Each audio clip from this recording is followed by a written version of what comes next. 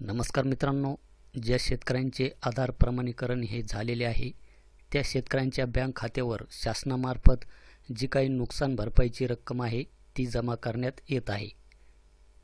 तर ज्या बाधित शेतकऱ्यांनी अद्याप आधार प्रमाणीकरण म्हणजेच ई-केवायसी केलेली नाही त्यांनी नजीकचे जे काही आपले सरकार सेवा केंद्र असेल किंवा सेतू केंद्रावर जाऊन आपल्याला ई-केवायसी ही करून घ्यायची आहे।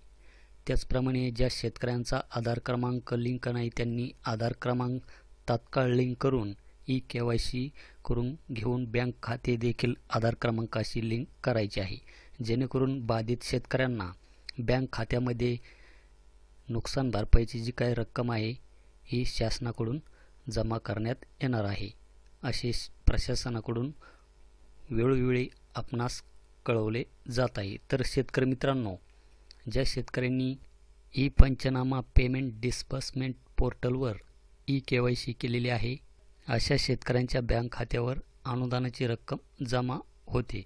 तर मित्रांनो, या आजच्या व्हिडिओमध्ये आपण बघणार आहोत की ज्या शेतकऱ्यांनी ई-केवायसी केलेली आहे आणि त्यांचे अनुदान आपल्या बँक खात्यामध्ये जमा झाले की नाही हे जर चेक करायचे असेल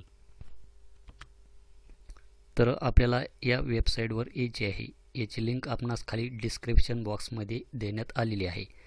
तर येथे आल्याच्या नंतर आपल्याला येथे आपला जो काही व्हीके नंबर आहे म्हणजेच विशिष्ट क्रमांक हा नंबर आपल्याला येथे टाकायचा आहे। त्यानंतर आपल्याला येथे सबमिट करायचे आहे।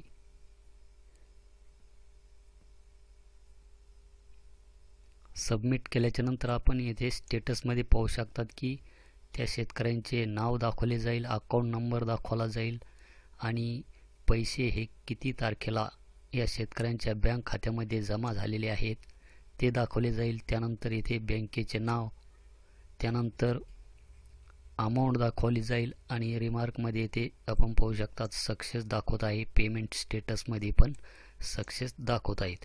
तर अशा प्रकारची माहिती आपल्याला येथे दाखवली जात आहे की या शेतकऱ्यांच्या या बँक खात्यामध्ये जी काही अतिवृष्टी अनुदानाची रक्कम आहे नुकसान भरपाईची ती जमा करण्यात आलेली आहे।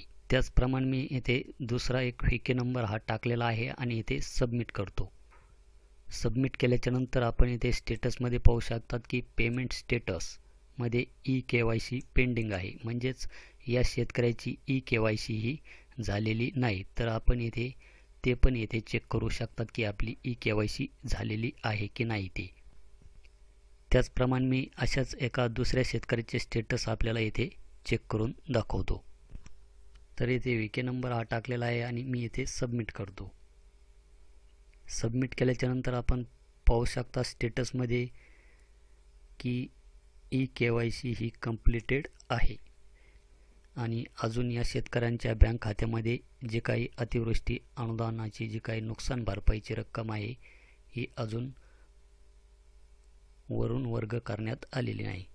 तर अशा प्रकारे आपण आपले जे काही स्टेटस आहे हे स्टेटस अशा पद्धतीने आपण या पोर्टलवर चेक करू शकतात।